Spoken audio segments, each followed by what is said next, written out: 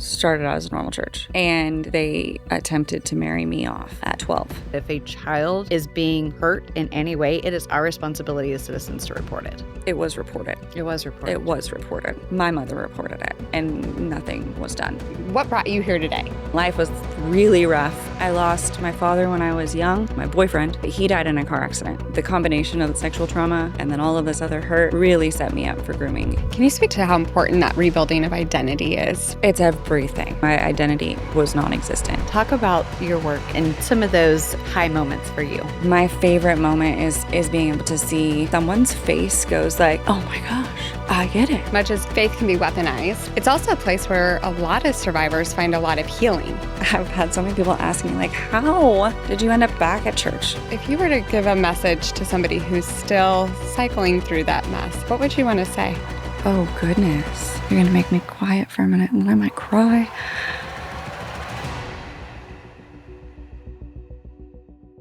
Hello, friends, and welcome to the Team Protectors podcast. I'm Brittany Dunn, COO and co-founder of Safe House Project.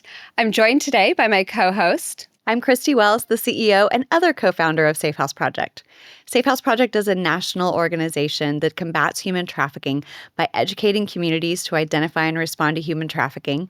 We help victims of human trafficking escape their trafficking situation and find access to hope, healing, and a future through safe housing. But ultimately, we want to see communities unite to end trafficking in America. We always say we want to see it eradicated by 2030, but please understand that is not a statement of what we can do on our own. It is a rally cry for everybody, no matter whether you're a business leader or community member or faith leader or just a concerned parent. If you want to step into this work or step into the fight against trafficking, we need you with us. So now we're excited about our guest. Yeah, so I'm excited to introduce Ms. Lindsey Gray. She is a life coach, peer specialist, survivor leader, fierce advocate, and a new friend. So we're welcome to the show, my dear. Thank you for having me. Yeah. So as we get started, can you share, as much as you feel comfortable, a little bit about your experience and kind of what brought you here today? Yeah, you want to know like personal experience or professional experience? Let's start with your personal experience, and then we'll definitely learn more about your professional. Okay.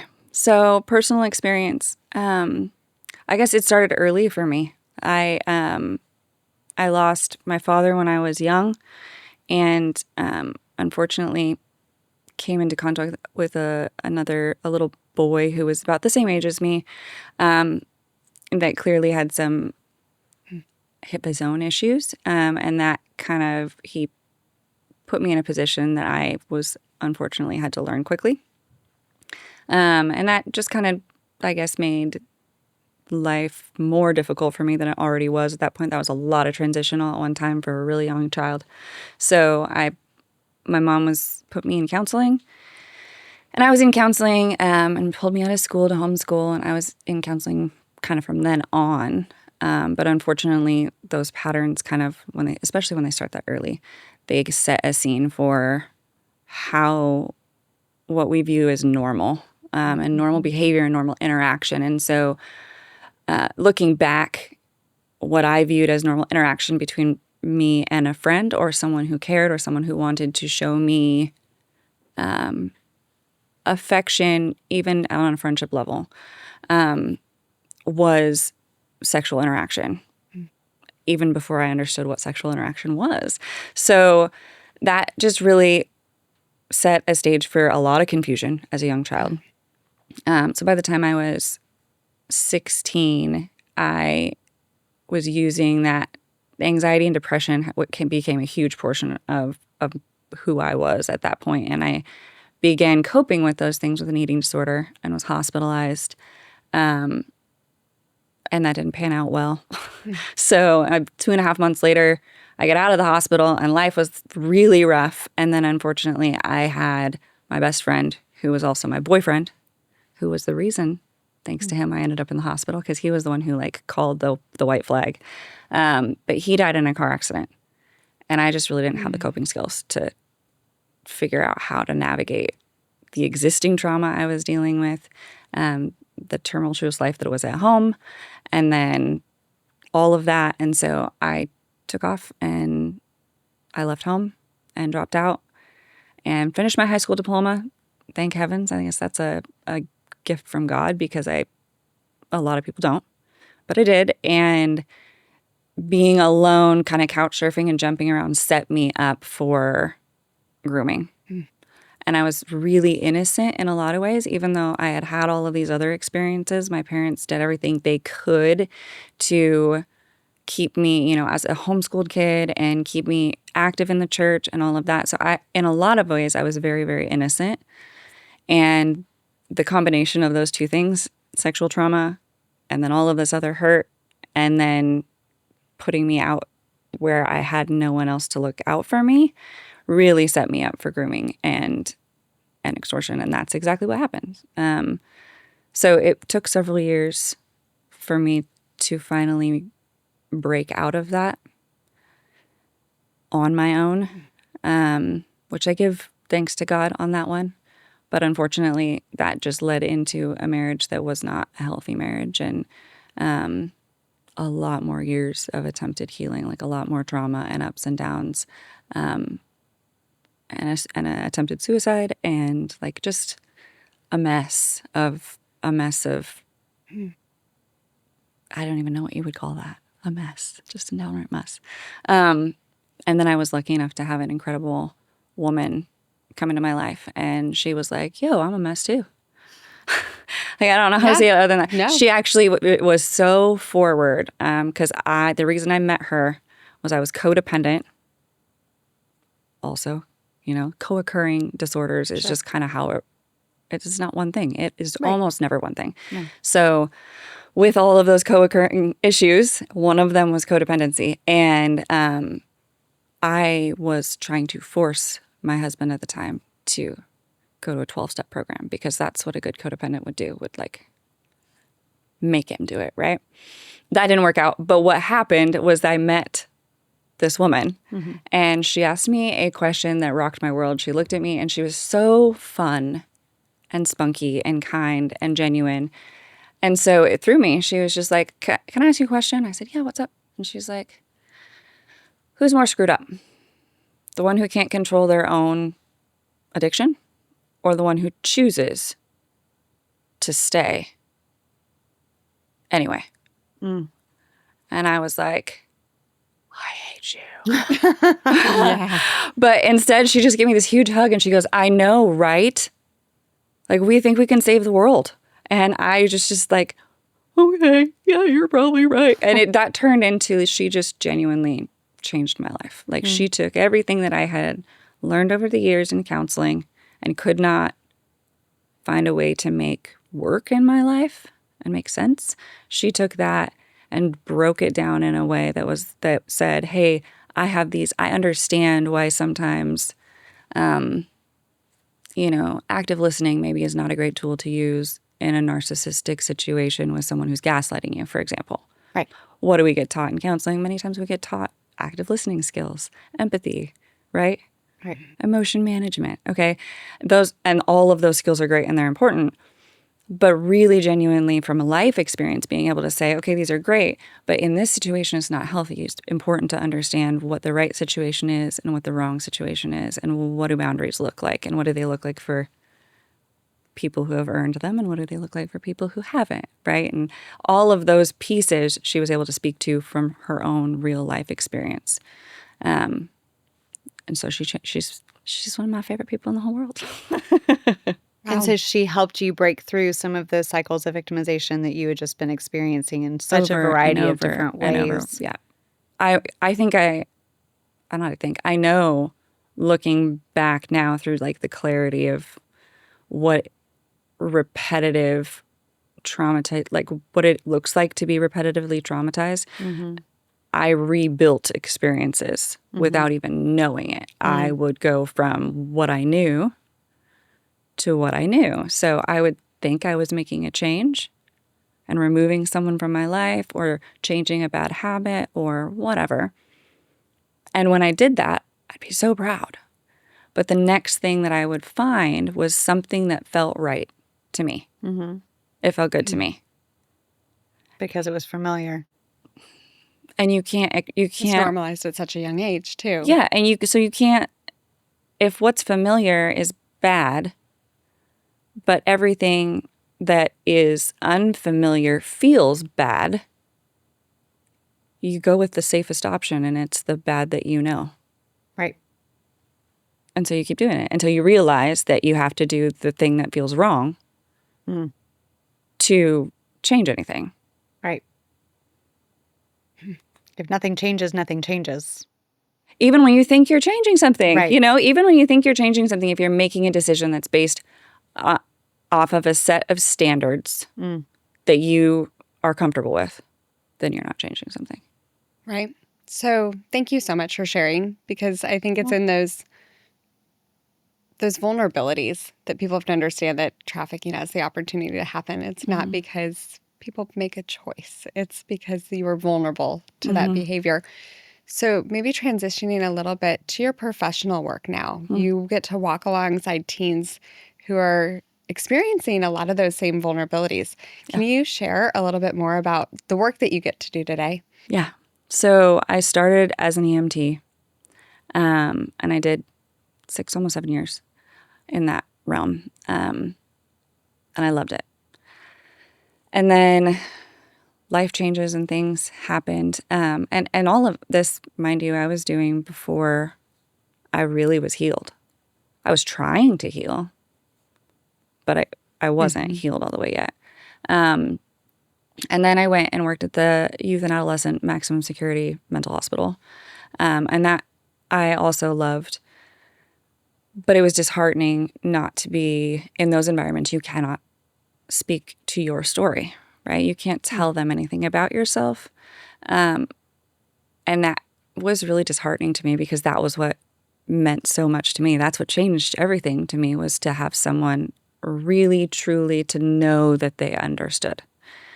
And I couldn't let them know that I understood outside of saying I understand, which, okay, everyone says that. So I couldn't do that. So as much as I loved it, that was kind of when the transition happened, and I started life coaching, and learned a lot about the Enneagram, and looked into the different I mean, there's actually a ton of different personality typings out there, but that was the one that stood out to me, that I liked. I wouldn't speak ill of any of them, to be honest. I think different things work for different people, right? But I do enjoy. So I went through a coaching program and life coaching, and just started putting those pieces together and talking about healing and recovery and understanding how resentments hold us back, and all of those pieces in coaching. And that's just developed over time. So On now, that really quick, can you speak a little bit to how important that rebuilding of identity is for individuals who have experienced exploitation? it's everything. I think your identity can be so, like, for someone like me, my identity, it was non-existent. I don't know how to say it. It wasn't like it was rocked. It just never. The foundation wasn't there. You Right. can't go It back never to normal developed. if There was no. Right. Yeah. So, I'm not the only one. It happens all the time that's the case. And then for other people, it's different than that. It's that it's robbed in one way or another, or they are forced to question themselves, or someone makes them question themselves and their identity at one point in time. So it happens for lots of different reasons. But at the end of the day, if you don't know who you want to be, what you want out of life, what would make you happy, that's a big question that I ask. And when they can't provide me an answer of what makes them happy, then you know, right? That if there's nothing that they're like, I don't know, talking to my friends. Okay. There's no foundation of who am I? What makes me me? And without that, you're just wandering. They're lacking a purpose. And I mean, there's Maslow's hierarchy of needs, right? And purpose, love and belonging, and self-actualization, and your self-esteem build up that sense of purpose. And if you don't have that, you are missing the entire top of the pyramid of your human needs, and that feels lonely and confusing and lost, and it feels like you're missing out on something else that everyone else has figured out, and somehow you just can't seem to figure it out. And that's heartbreaking, but it's also, there's no way to go up without that foundation. So in the work that you do, and first of all, I completely agree. I think we see that over and over again. But being in the role of supporting people, that also means we get to see lives transformed. Mm-hmm. Talk about your work and the ways that you're seeing lives transformed and what some of those high moments have been for you. High moments. There's a lot of high moments. I think my favorite moment is being able to see someone have when they have an aha moment, and they're always so funny when they happen with us. When you watch it with somebody else, it's this moment that you have heard the same thing 100 times before.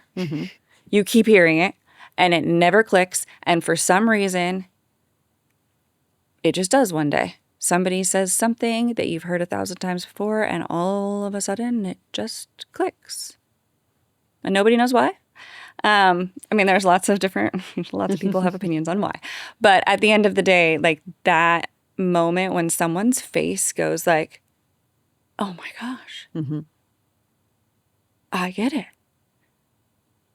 And they get it like a little bit, there's an empowerment that comes in that moment. I think that's the coolest piece, is this empowerment that all of a sudden they're like, oh, the world doesn't have anything on me anymore.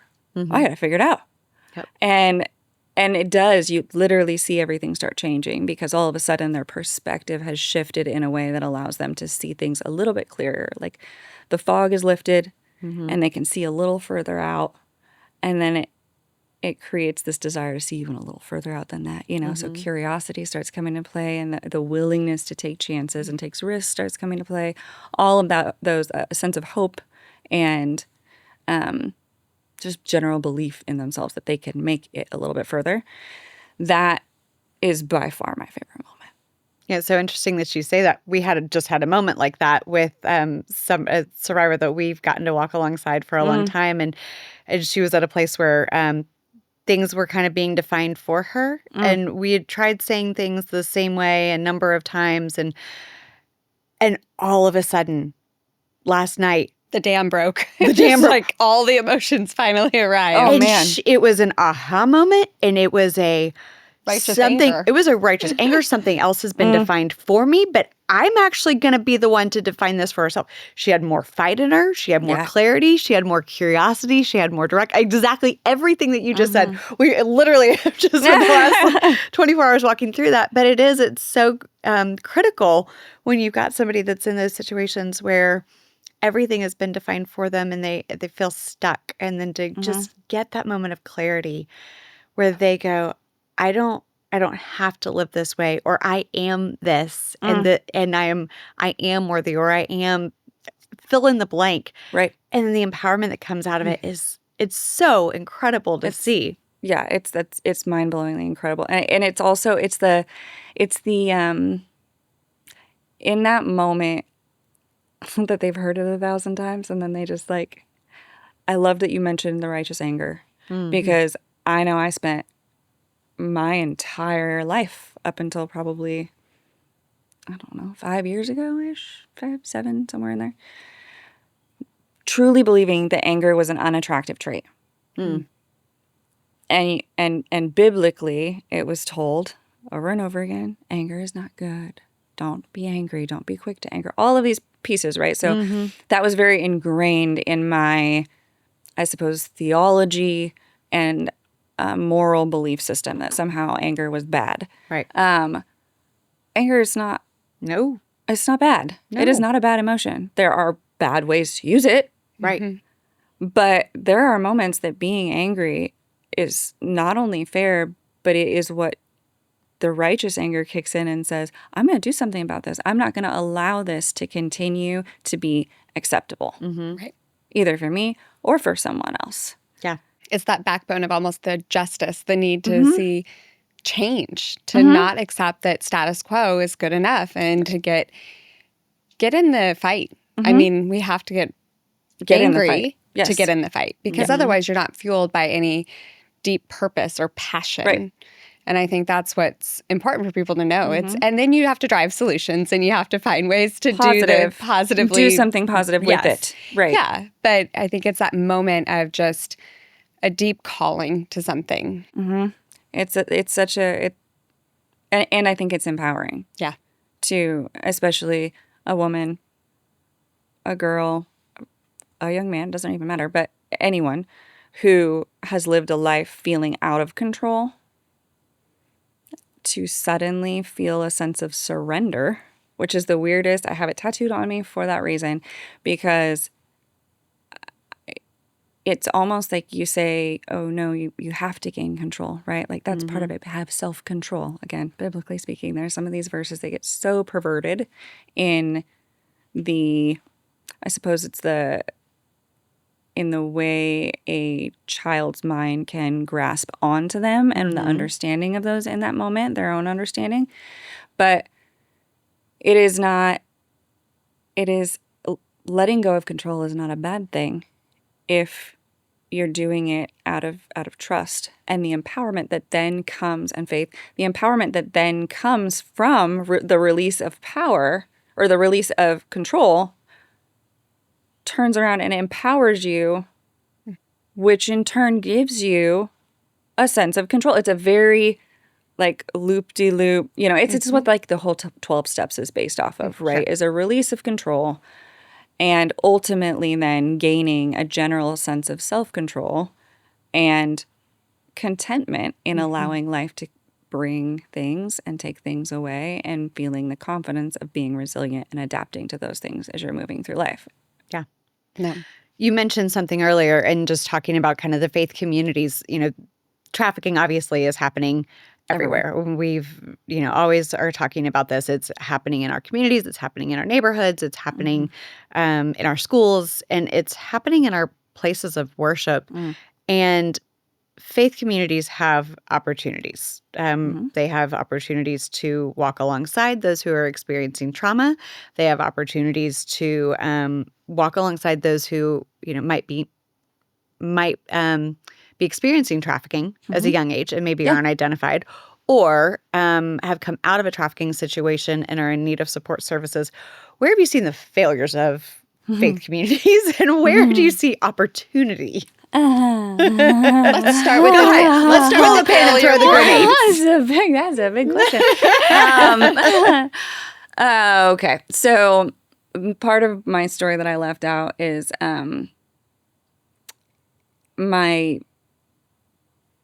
we ended up involved in it was a normal church. Started out as a normal church. Great church, actually. And there was a branch off of that church, as churches have, where disagreements happen and whatever. And unfortunately, that branch off became something very different relatively quickly. And took on very cult tendencies and traits. And they attempted to marry me off at 12, and then did marry my friend off. And I never spoke to her again. In the church, to church people. So that was not the answer I expected. So that's definitely something wrong with the church. So I've seen it, and I'm not the first person who's seen it. So there's a failure. Yeah, right? Absolutely. Because it's justified. In those moments, it's justified. It's justified as the Holy Spirit told me, God is speaking, this will provide for, this is a good man. God talks about, marrying off. They use Bible verses. They use weaponize faith. Weaponize faith. Right. And make people's families feel horrible if they don't take part. I was blessed. I was lucky because my mom was like, no, I'm not going to do this. But the amount of abuse that was also that I witnessed in outside of just that, but the amount of other sexual abuse that I witnessed in that church and that environment was substantial. And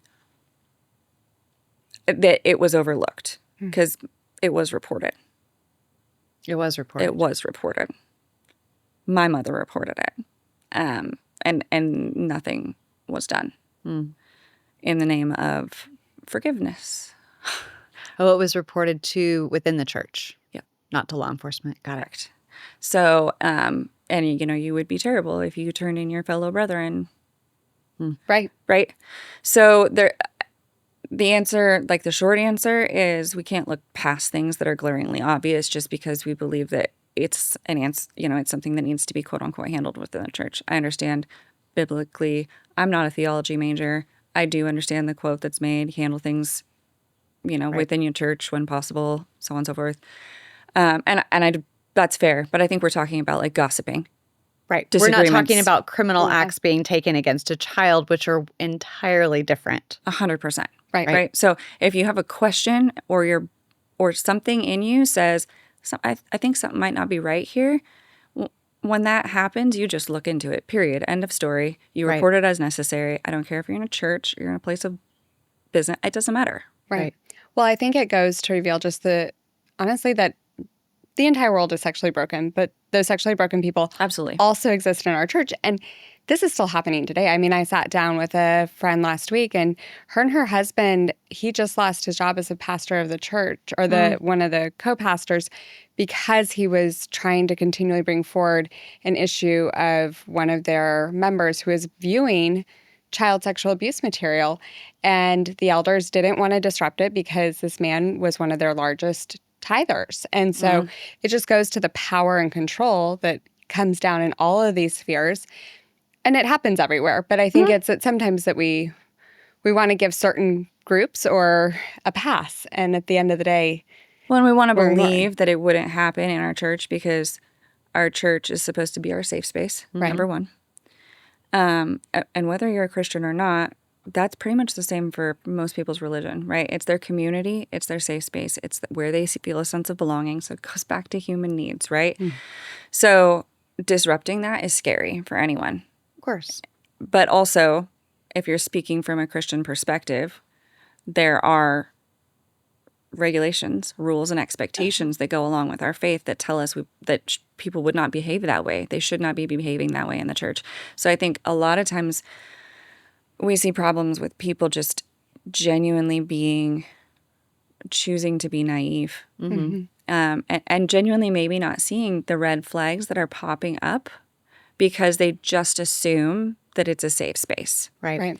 Well, and I think you see things like this happen, not just within faith communities. It's anywhere where you've got that closed off culture and that like narcissistic behavior that's happening within that closed off culture, that it's you can't go against this, you can't report this. And we see this in, small immigrant communities that end up in the United States that are, very family oriented. But then we see a child who is being trafficked, and it's just the normalization of, well, this is just what we do. And they don't have safe places outside of that. You see that in other faith communities. You see it in cult activity. You see it in, even sororities and fraternities sometimes. Not all Greeks are bad by any means. But there are definitely some chapters of different fraternities or sororities where you're going to see this closed community and this loyalty embedded in it, where when something is happening,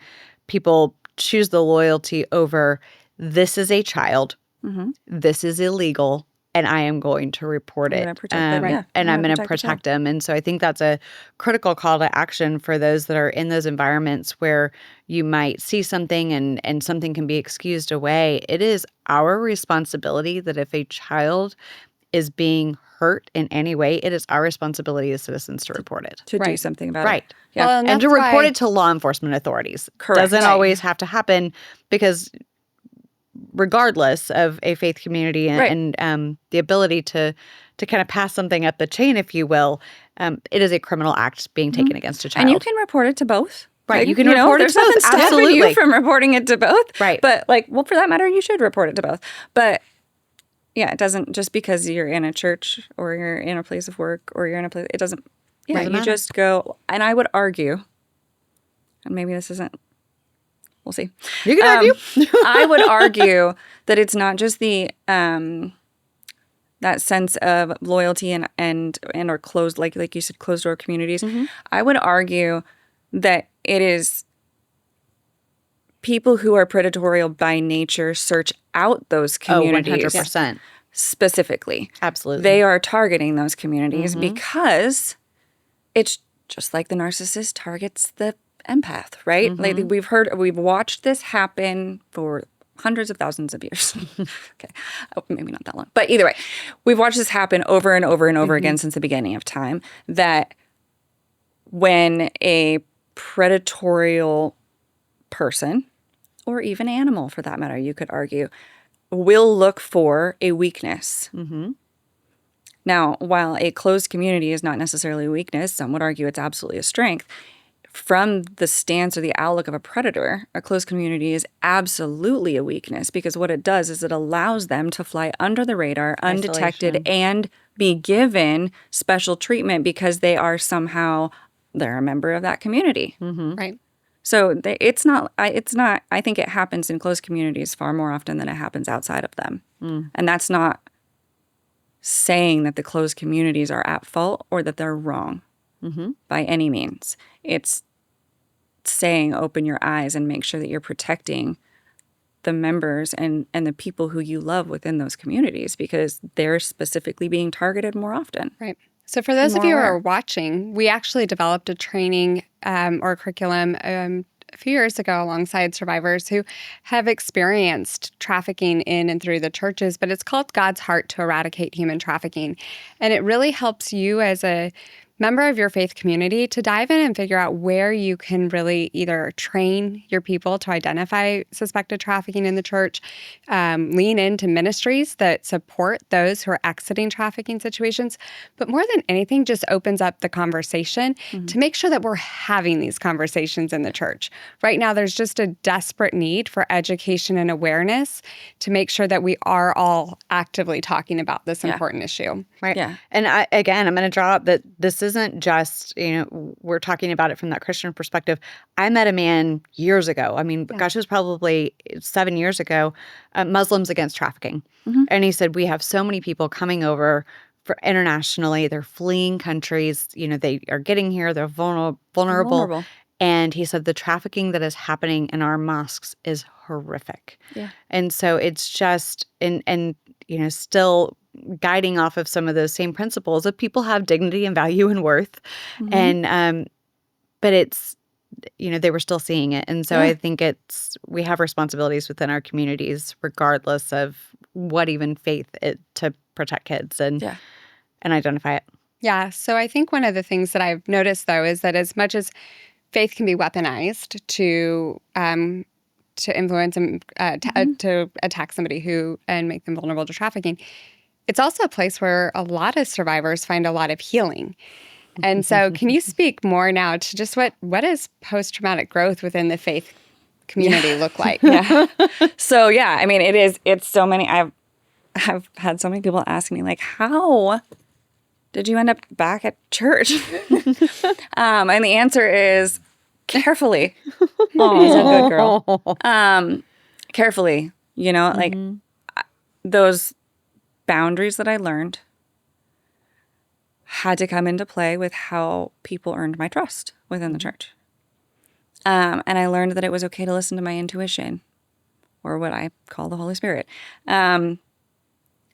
Because if I don't feel comfortable, I just remove myself from that situation, because a church is just a group of people, no different from any other group of people. Unfortunately, wish they all were, but they're not. They are just broken people gathered together, believing the same thing or searching after the same thing. And because of that, I had to learn that what I was missing was my faith, and it not necessarily the people, or at least the people that I had known. And then a part of my faith was learning that I needed other people, right? So I found my faith again in a 12-step room. Because with the woman I was talking about, her name's Jamie, by the way. That's what I found church, because it was horrifically broken people, all together from all different walks of life for different things. That their 12-step program that they run does not have, so it's not, many are Alcoholics Anonymous, or it's the one that everyone thinks of, or Narcotics Anonymous. But this group gathers people from anywhere, anything, whatever you're struggling with, around the same table. And so that group was just a group of people struggling with all sorts of stuff, and whatever had landed them there because they'd tried everything else and nothing else worked. And so they were sitting there. And the raw honesty, vulnerability, and willingness to love outside and still hold each other accountable was something I had never experienced. And I remember vividly sitting there and looking over at Jamie and being like, this is church. This is what the disciples had. Right. This is a small little, I mean, we were a little bit bigger than that, but it was a small, I think there was only like 20 of us at any given time. It wasn't a huge group. And that, I think, learning and watching the people come and go out of there and make mistakes, and the heart behind just going, it's okay. We kind of knew they were going to make a mistake. That's why they're here in the first place, Right. And because boundaries were held solid and everyone there was having to learn that, there wasn't this fallout. Everyone was was holding proper boundaries and proper self-respect, and holding their relationship between them and God, and also holding doors open to share that together in a way that was forgiving and loving, kind of unconditionally. And that, I guess it just reseeded my faith in that moment. Not that I ever really lost it, but I lost my willingness to trust other people. So the faith stayed, but I lost my willingness to trust other people. And I think I lost my understanding of who God, I did lose my understanding of who God was. I didn't genuinely believe that he wanted me to be happy. And I learned that again, that he did. And that it wasn't my job to suffer or to be Jesus. Jesus had already done that, and he didn't expect that from me. I learned that in that room. And that allowed me, I think that process of healing allowed me to come back and start to actually want to invest in church again and church life again, and give people at the church a chance to get to know them individually. Instead of looking at them as a church, I just looked at them as people who happened to go to this building on Sunday versus that building on Sunday, or whatever, But without that faith, I would have been, because there wouldn't have been something for me to surrender to. And if I don't have something to surrender to, then I am trusting that I can figure it out. Do it on your own. And clearly, no matter how hard I tried, I could not do it. So I had to have something to surrender to, and to genuinely be able to believe that no matter how much I didn't see it at that moment, it was going to be okay. Even when it wasn't okay, it was going to end up okay somehow. I was going to make it through it somehow. Yeah. And that God wanted good for me. Replacing those lies that you've been told with all of those moments of truth. All of those moments of truth. And even for people, I do think it's a lot harder for people without faith to navigate that. But I've watched people without a Christian faith follow a recovery and find healing. And at the core, though, what you're still seeing for them is you're still seeing this sense of, okay, I'm going to believe that I can weather the storm. I'm going to believe that I am worthy of love. I'm going to choose to see positive reformation in even the worst of moments, like what can come out of it. And all of those things, whether you have a Christian faith or another faith or no faith, I do think at the core, you have faith in something. And that is crucial in being able to find some form of happiness and growth.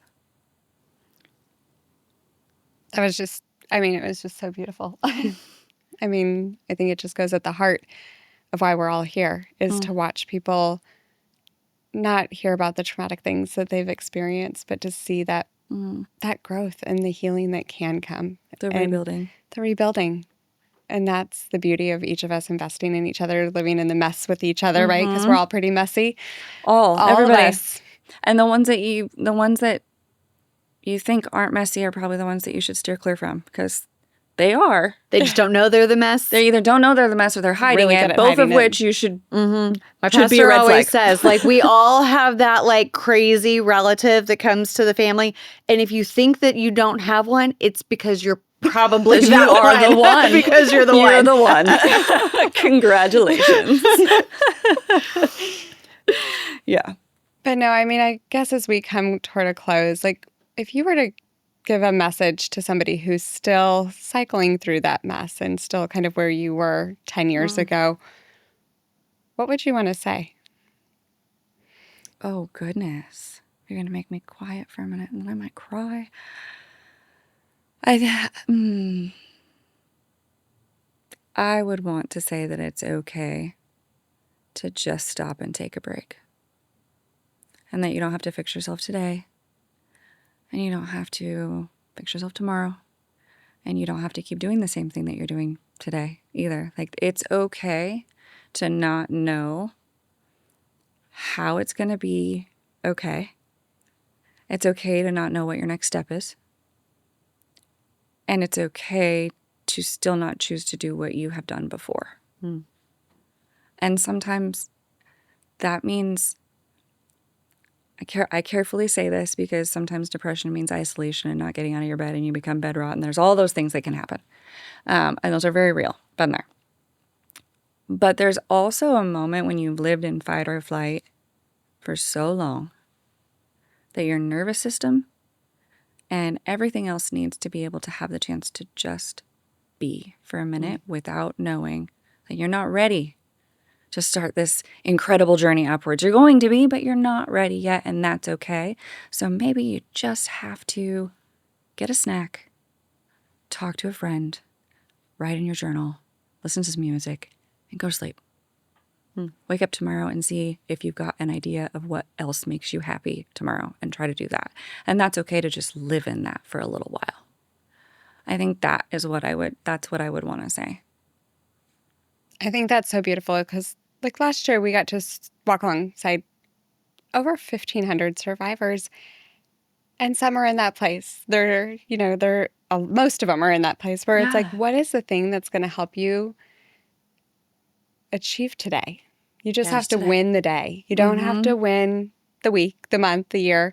Right. You just have to win the day or even that moment. I was going to say, sometimes it's just that moment. Sometimes it's it's the moment of having the next decision in front of you is choosing to walk out the door and get in the Uber. That the next decision in front of you is, can I get on the plane? Yep. The next decision in front of you is saying yes to a program where you're walking in and you don't know anybody, but they're there to walk alongside you, and just being willing to be loved by people and understand that you don't have to give it back and you can sit in it, and like just letting people be in the place of choosing the next thing in front of them instead of having to think 10 years down the road where that can be overwhelming. It's overwhelming. It's overwhelming. It's overwhelming for anybody, but much less when you don't have even a clear picture. You don't know what you want. You don't have that identity that we talked about earlier.